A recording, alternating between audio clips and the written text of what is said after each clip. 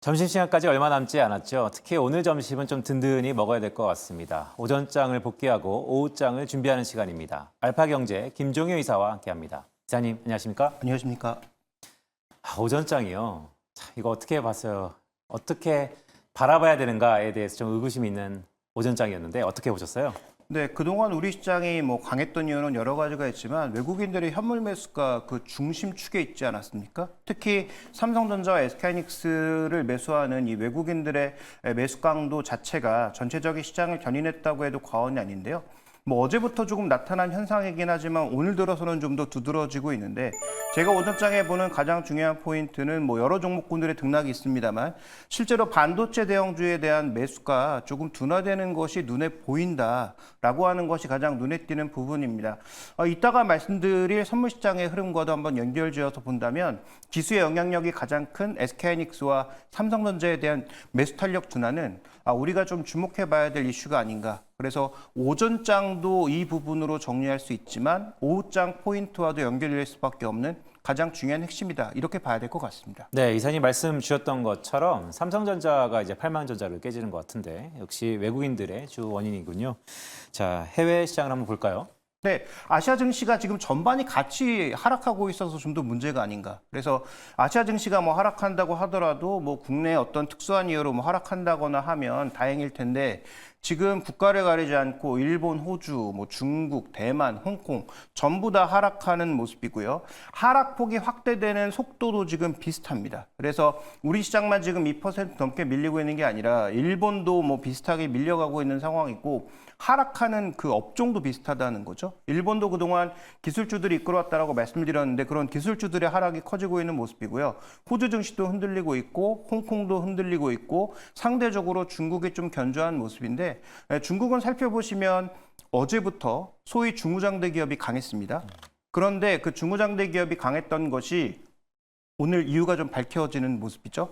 왜냐하면 그 중국의 경제지표 오늘 세 가지가 발표가 됐는데 그 세 가지 경제지표 중에서 소매 판매, 산업 생산은 별로였고 오히려 인프라 투자 쪽만 증가하는 예상보다 더 증가하는 모습을 보여줌으로써 실제로 그런 종목군들이 강하고요. 어저께 이제 이구환신 정책에 대해서 좀 보자라고 말씀을 드렸는데 일부 자동차 종목군들과 또 메이디 같은 가전업체들이 오늘 상대적으로 선전하는 모습을 지금 보여주고 있습니다. 그래서 전체적으로 아시아 시장에 기술주 약세라고 하는 공통 분모가 있고 중국이 상대적으로 중후장대가 경제 지표로 인해서 조금 버티고 있는 것이 아시아 증시에서는 전반적으로 눈에 띄고 있고요. 환율은 전반적으로 다 흔들리고 있습니다. 네, 말씀 주셨던 것처럼 중국의 고정투자 자산이죠. 투자 쪽에서의 나름 선방이 있다. 좀 전에 발표된 중국의 1분기 GDP도 시장 컨센서스를 상회한 것으로 제가 알고 있는데 전반적으로 중국은 그래도 선방하는 것 같습니다. 자, 오늘 좀 업종들은 특징적인 게 어떤 게 있을까요? 네, 오늘 장에서 좀 여러 가지 살펴봐야 될 업종들이 있는데 가장 눈에 띄는 것은 방어주 쪽이 상대적으로 좀 강한 모습, 유틸리티를 포함한 그런 방어주들이 움직이는 모습이죠. 지역난방공사라든지 이런 종목군들이 비교적 견조하고요. 한국타이어가 이 어려운 장에서도 지금 신고가를 쓰고 있는 1분기 실적에 대한 기대감이 나타나고 있는 모습이고 음식료 쪽에서는 다양한 종목군들, 사료주라든지 오늘 CJ 제일제당이라든지 이런 종목군들의 선방이 농심과 더불어서 나타나고 있고 삼양식품도 견조하게 움직이고 있습니다. 두 번째로 반도체는 오늘 호재가 나온 상황이잖아요. 삼성전자도 드디어 얘기만 나왔던 9조 원. 네, 9조 원이 드디어 확실하게 뉴스로 나왔는데 뉴스의 팔라인가요? 전체적으로 일단 반도체 대형주들이 좀 흔들리는 모습이고 그다음에 유가에 민감하게 움직이는 개별 테마주들 그다음에 자율주행 쪽에서 일부 종목군들 중에서 개별 테마주들이 활발하게 움직이고는 있는데 이게 지수를 견인하거나 전체 산업의 어떤 구도를 바꿀 수 있는 그런 종목군들의 움직임은 오늘 전체적으로 좀 둔화되고 있고요. 그동안 반도체와 더불어서 가장 강했던 전력설비주들 같은 경우에도 개별주를 제외하고는 차익 매물이 꽤 나오고 있는 양상입니다.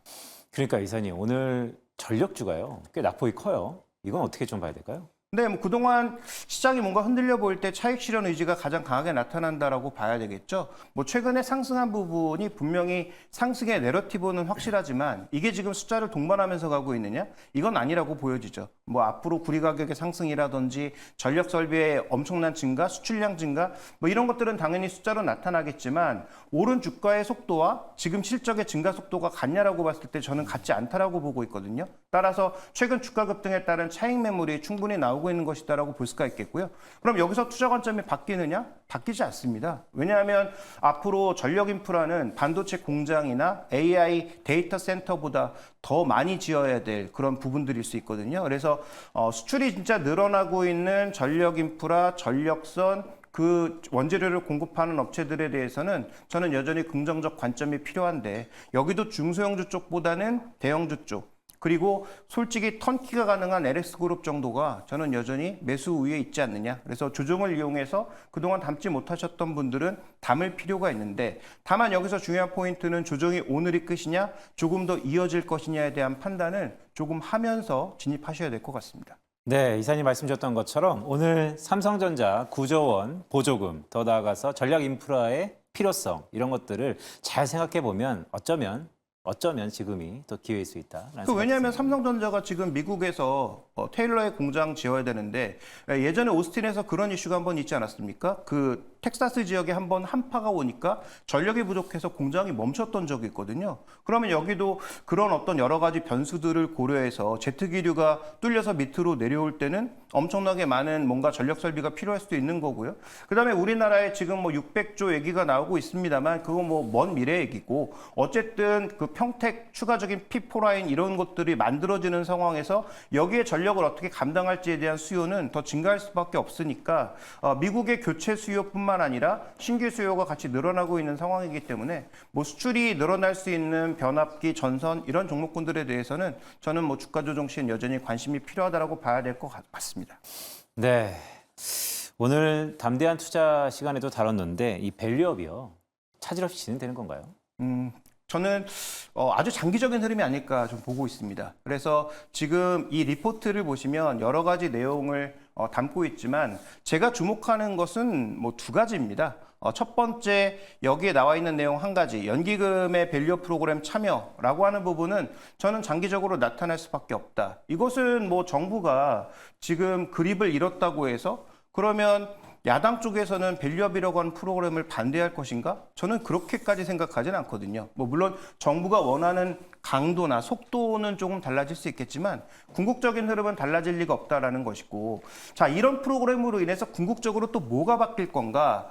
저는 이 국민연금 포트폴리오가 전체적으로 올해 이제 국내 주식이 좀 늘어날 부분이 있고 그 늘어나는 부분에 있어서 어떤 종목을 살 것인가가 운용하는 측면에서는 가장 부담일 텐데 뭘 살까요? 정부가 정책적으로 밀어주고 상대적으로 주가도 좀 싸 보이고 그다음에 실적에 어떤 업그레이드가 존재할 수 있는 종목군들 대표적으로 장기적으로 뭐 지주사라든지 대형 금융사라든지 물론 대형 금융사는 상반기 내에 PF를 어떻게 소화하는지는 점검이 필요하겠지만 브릿지론이 없는 대형 금융사들 같은 경우에는 큰 문제가 없을 것으로 보고 있기 때문에 그런 관점에서 본다면 단기적인 흐름으로 보지 말고 장기적으로 수급이 조금 담보될 수 있는 측면이 있다라는 것이고요.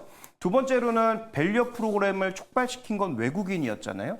근데 외국인이 왜 들어왔을까? 상반기에 1분기에 왜 15조나 샀을까를 생각해 보면 다음 준비된 그림을 하나 더 보시면 그동안 MSCI 이머징 비중 중에서 상대적으로 한국물에 대한 매수가 굉장히 적었다는 거죠. 물론 여러 가지 이유가 있었겠지만 그런 갭을 메울 수 있다. 그러면 수급적인 측면에서 이렇게 MSCI에서 상대적으로 소외됐던 한국 비중을 좀 채워가는 과정에서 하나의 수급이 장기적으로 유입될 수 있고 그다음에 아까 언급드렸던 연기금의 수급이 보강되면서 소위 대형주 쪽에서는 장기 수급은 긍정적인 흐름이 나타날 수 있다. 다만 일본도 이것이 한 4년간 진행된 장기 프로젝트였고요. 우리도 1년 안에 끝날 가능성은 없다. 오히려 장기적인 트렌드로 보신다면 연기금과 그다음에 MSCI의 비중 조절에서 나타날 수 있는 외국인의 대형주 매수, 그 대상이 될 수 있는 종목군들에 대해서는 저는 꾸준한 관심이 필요하다고 보고 있고 그 핵심 종목은 삼성물산과 같은 지주사 역할을 할 수 있는 종목군들, 상대적으로 주주환원을 많이 할 수 있는 종목군들에 대해서는 꾸준히 관심이 필요하다고 보고 있습니다. 이사님 여기 보시면 참 한국이 코로나 2020년 이후에 MSCI 안에서의 그 비중 자체가 상대적으로 인도라든지 아니면 대만한테 크게 밀리는 한국이 어쩌면 이 패러다임이 완전 바뀌는 것에 한국이 도태되는 거 아닙니까? 그럴 수 있죠. 인도처럼 성장 속도가 빨라지거나 대만은 TSMC가 보강이 되면서 전체적으로 흐름이 나타났지만 그건 TSMC가 소위 엔비디아 물량을 전부 가져갔기 때문이죠. 그런데 삼성전자가 그 물량을 나눠받을 수 있거나 반도체가 강하게 업턴이 나타났을 때 과연 그럼 한국물에 대한 평가가 지금과 똑같을 것인가? 저는 그렇지 않을 거라고 보고 있고요. 오히려 그동안 많이 샀던 대만이라든지 이런 쪽을 좀 더 줄이는 모습, 그다음에 지금 중국이 줄어들면서 상대적으로 어느 쪽을 더 채워 넣어야 되는데 그 대상 국가가 조금 전에 말씀해 주셨던 인도와 대만이었다면 우리가 계속 올라갔던 쪽을 따라가는 것도 하나의 전략적 접근이지만 반대로 업턴할 수 있는 그런 쪽을 찾아보는 것도 전략 중에 하나일 텐데 저는 지금 구간에서는 탑다운보다는 업턴을 할 수 있는 바텀업 쪽의 전략적 접근을 통해서 한국물, 특히 반도체 이익 회복에 대한 긍정적 관점에 투자하시는 것이 좀 더 유리할 거라고 보고 있고요. 그런 의미에서 삼성전자와 SK하이닉스의 오늘의 주가 급락은 별로 두려워할 필요가 없지 않나. 실적이 좋아지는 강도가 생각보다 꽤 강하게 나타날 수 있다는 측면에서 여전히 긍정적으로 바라보고 있습니다. 네, 김종희 이사께서 두려워하지 말자라는 말씀을 주셨는데 오후장 우리가 어떤 체크 포인트를 바라봐야 될지 살펴보겠습니다. 먼저 첫 번째 체크 포인트입니다. 외국인, 역시 외국인이죠? 네, 지금 어제부터 나타난 현상인데요. 선물 매도하고 미결제 약정을 좀 잘 살펴봐야 되지 않느냐. 단기적인 흐름입니다. 이게 뭐 추세를 결정하거나 시장의 하락, 뭐 폭락을 야기하는 그런 요소는 아닐 거로 보여지는데요. 자, 준비된 그림을 하나 보시면 이번 월물 들어서 드러나는 특징이 있습니다. 미결제 약정의 전반적인 임계치가 27만 계약 정도에서 나타나는 모습이었어요. 그래서 이번 월물 들어오면서 만기 때 25만 계약 정도를 돌파하면서 임계점은 27만 계약이었는데요. 정확하게 이번 고점에서 떨어지기 시작하면서 27만 계약에서 2만 계약 정도의 미결작정 축소가 나타났고 지금 하락 방향에서 다시 미결제가 증가하고 있는 모습입니다. 그러면 위쪽으로의 업사이드가 지금 현재 선물 예수금이 크게 변하지 않는다면 한 2만 계약 정도 여유가 있는 거거든요. 그러면 미결작정이 들어온다는 얘기는 뭐겠습니까? 신규 포지션이라는 얘기예요. 그러니까 지금의 외국인들이 여러 가지 변수를 고려하면서 선물 매도를 신규로 밀어넣고 있다는 얘기고요. 그다음에 삼성전자, SK하이닉스라고 하는 지수의 가장 영향력이 큰 두 종목에 대한 현물 매수 압력이 줄어들면서 하락을 더 가속화시키고 있는 모습이라는 거죠.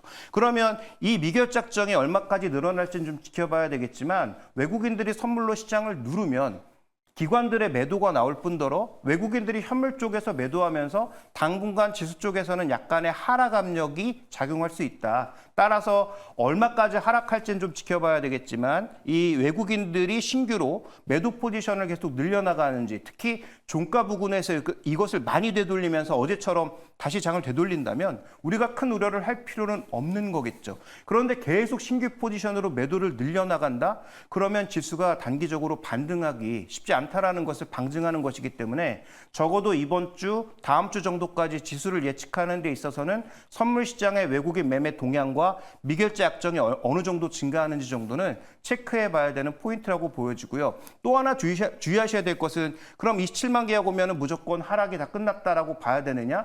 병행해서 봐야 될 건 선물 예수금입니다. 선물 예수금이 늘면 임계치도 올라가는 거죠. 그래서 전체적인 선물 시장에서의 포인트가 단기적인 지수의 등락을 조금 잡아줄 수 있는 포인트가 될 것으로 저는 보고 있습니다.